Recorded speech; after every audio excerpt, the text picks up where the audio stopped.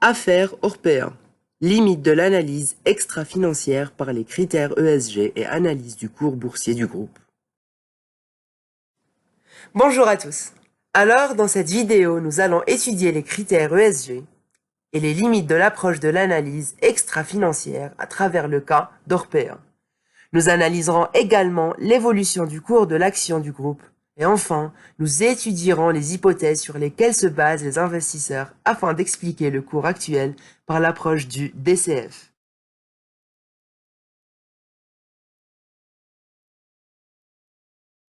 Aujourd'hui et depuis plusieurs années, il existe une loi française qui impose aux grandes entreprises de publier un reporting extra-financier qui permettra de donner aux investisseurs une vision sur la performance de l'entreprise en termes d'éthique et de développement durable.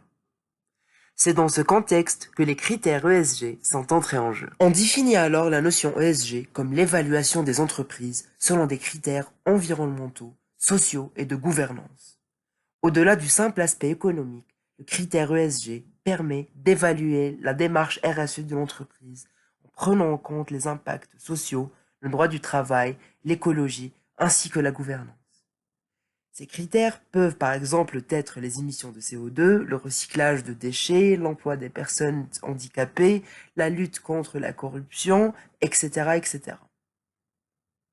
Aujourd'hui, la prise en compte de ces critères est devenue primordiale pour les sociétés. Cette mesure peut non seulement accroître les performances d'une entreprise, mais également valoriser son image auprès des investisseurs potentiels, des autorités publiques, des clients, des médias, des fournisseurs, et j'en passe. Ces critères sont aussi au cœur du processus de labellisation des fonds d'investissement socialement responsables, ISR, entre recherche de performance et orientation responsable de son épargne.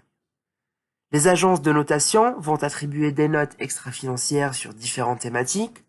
Les gérants des fonds ISR vont ensuite utiliser ces notes pour sélectionner les valeurs qui les composent. Orpea est un groupe privé français. Fondé en 1989, il est coté en bourse depuis 2002. Le groupe est spécialisé dans la gestion d'établissements d'hébergement pour personnes âgées dépendantes. Leader en Europe, le groupe contrôle aujourd'hui un réseau de 1156 établissements dans 23 pays. Comme on peut le voir sur la carte, le groupe est présent en Europe, en Asie et en Amérique du Sud. Comme on peut le voir ici, la plus grande partie du chiffre d'affaires provient du Benelux et de l'Europe centrale. Il nous est important de noter que les principaux actionnaires du groupe Orpea sont des investisseurs institutionnels, dont le fonds de pension canadien CPPIB à hauteur de 14,5% au 31 décembre de l'année dernière, et Peugeot Invest Assets à hauteur de 5%. Concernant les dirigeants du groupe, nous citons Jean-Claude Marion, qui a fondé le groupe et qui l'a présidé depuis sa création jusqu'en 2016. Et Yves Lemasne, l'ancien directeur général pendant 28 ans, jusqu'au 29 janvier 2022. Une enquête préliminaire pour délit d'initié a été ouverte en février 2022 par le parquet national financier pour étudier la revente de 5 456 actions Orpea pour 5 080 000 € en juillet 2021, avant même la parution du livre Les Fossoyeurs en janvier 2022. Le groupe Orpea met en avant et depuis plusieurs années sa responsabilité à travers une politique de bonne gouvernance et d'RSE. Grâce à cela, les agences de notation ont classé le groupe parmi les sociétés les plus performantes en matière de développement durable et de bonne gouvernance. En 2021, Orpea est l'une des entreprises les mieux classées de son secteur. 5e sur 113, 14 places de plus en un an selon Sustainalytics, avec un score de 2,4 qui la classe en medium risk. Vigeo Eiris, société créée par Nicole Notat et rachetée par Moody's, classe Orpea 4e sur une liste de 47 entreprises spécialisées dans l'accueil des personnes âgées.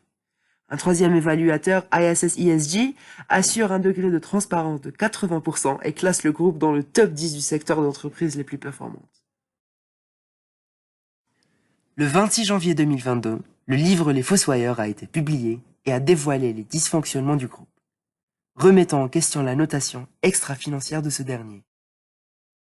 Cet ouvrage est le fruit de 250 témoignages et 3 ans de travail acharné de la part du journaliste d'investigation Victor Castanet, qui a pu décrire la vie dans la résidence Les Bords de Seigne, établissement privé coûteux. On parle ici d'une fourchette de 6 500 à 12 000 euros par mois. Tout au long de son livre, l'auteur a pu, grâce aux multiples témoignages, relever l'écart entre la réalité du groupe et l'image véhiculée par la société aux parties prenantes, notamment aux investisseurs. Parmi les nombreux propos qu'on puisse relever du livre Les Fossoyeurs accusant Orpea, on cite en premier lieu la politique de rationnement, donc de réduction des coûts visant à améliorer la rentabilité. Ce rationnement couvre lui-même le personnel. Donc une deuxième accusation est des conditions de travail toxiques. Les employés qui signent un CDD sont en situation de stress et de pression constante. Troisième accusation, la corruption et les liens entre les dirigeants d'Orpea et certains responsables politiques occupant de hautes fonctions.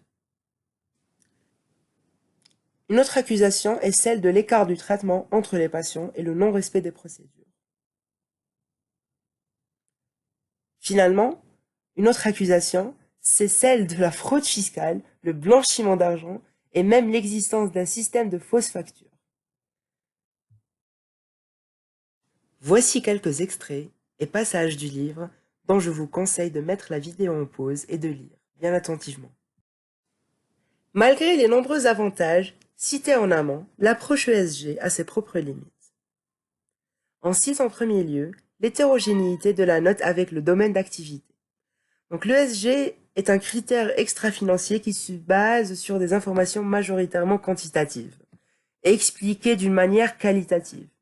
Ainsi, une entreprise peut avoir une bonne note due à sa bonne gouvernance et sa transparence, et ceci indépendamment de son domaine d'activité. Et donc, une note ESG ne reflète pas forcément le caractère, responsable ou pas, d'une entité. Il est donc devenu très facile pour les grands groupes de masquer la réalité afin de décrocher une bonne note. Autre limite est celle du caractère non exhaustif des critères et de leur importance.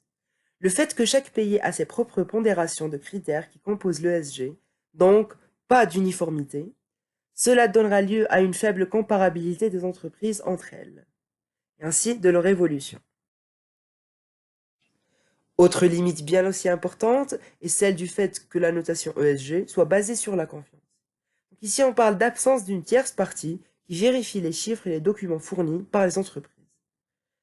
Ceci laissera la place à la confiance entre clients, fonds et entreprises, mais aussi laissera la place aux différentes tentatives de fraude, de falsification, et au final, la note ne reflètera pas forcément la réalité des choses, mais l'image que l'entreprise veut circuler d'elle-même. Nous avons ici le cours boursier des deux entreprises concurrentes Orpea et Corian. On voit bien que suite à l'annonce de la parution du livre Enquête les Fossoyeurs, le 24 janvier 2022, le groupe Orpea a vu le prix de son action chuter de 19% en bourse. 3 jours plus tard, celle-ci a déjà perdu plus de la moitié de sa valeur. Il y a eu aussi un effet d'entraînement sur tout le secteur, notamment sur Corian, qui a perdu 47% de la valeur de son action. Dans ce deuxième graphique, on voit ici le cours d'Orpea comparé à celui du CAC 40. On peut voir que depuis son introduction en bourse, le cours a globalement évolué, et ce, grâce à ses performances et surtout ses investissements. On peut néanmoins remarquer à plusieurs reprises la chute du cours notamment reliée à la conjoncture, la situation sanitaire qui est en parallèle avec le CAC 40.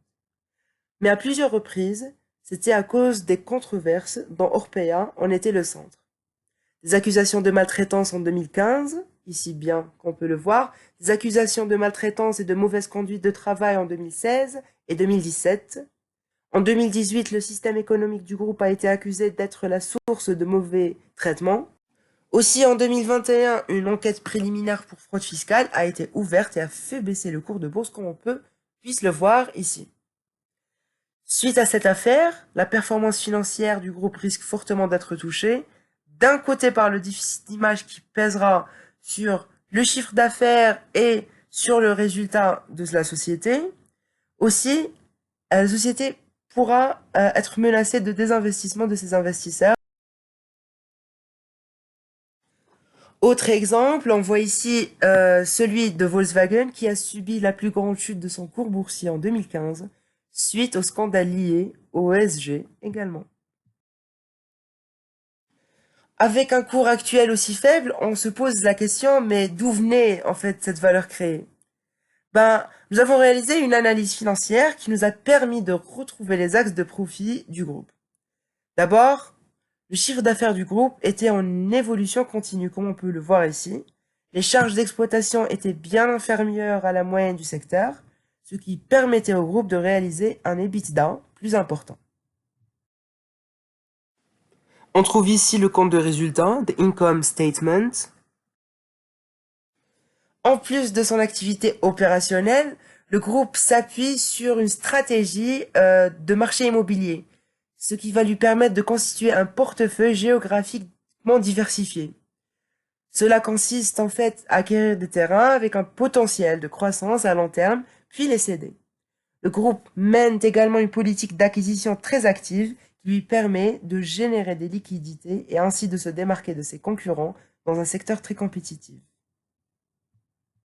On constate également un taux d'endettement de plus en plus important, s'agissant principalement de dettes pour des biens immobiliers. L'entreprise avait pour stratégie de s'endetter pour se développer, ainsi elle profitait des taux bas pour emprunter et profitait aussi de l'effet de levier. Ainsi, Orpea offre un fort potentiel de croissance grâce à une double source de création de valeur, une création organique combinée avec une création externe. En ayant en tête le fait de retrouver le cours actuel, nous avons posé des hypothèses sur les performances futures du groupe et étudié les cash flows selon la méthode du discounted cash flow. Nos hypothèses étaient les suivantes. Le chiffre d'affaires baissera en 2022 pour ensuite croître d'année en année. Cette baisse est justifiée par ce scandale qui touche à l'intégrité du groupe. Néanmoins, la volonté de l'entreprise à corriger ses dysfonctionnements jusqu'à en devenir société à mission, en plus de la forte demande et la croissance de la population âgée, nous fait penser que le chiffre d'affaires va augmenter les années suivantes. Une forte augmentation des charges d'exploitation. Quant à elle, cela permettra à la société de corriger certains dysfonctionnements relevés. Une baisse de l'EBITDA les premières années, puis il croîtra à une vitesse qui sera toujours inférieure à celle précédant ce scandale. L'entreprise devra assumer de lourdes charges liées au risque légal auquel elle fait actuellement face. Nous pensons d'ailleurs qu'elle devra céder certains de ses biens et baisser le niveau de ses acquisitions afin de dégager des liquidités les premières années et ainsi couvrir ses dépenses exceptionnelles qui vont largement baisser sans résultat. Ceci est une représentation graphique prévisionnelle de l'évolution du chiffre d'affaires et du résultat net sur les 5 ans suivant le scandale, qui met en évidence la baisse de l'activité et du résultat en 2022. Ici, on retrouve le bilan de la société, où on peut remarquer un niveau d'immobilisation en baisse en 2022 afin de libérer de la liquidité.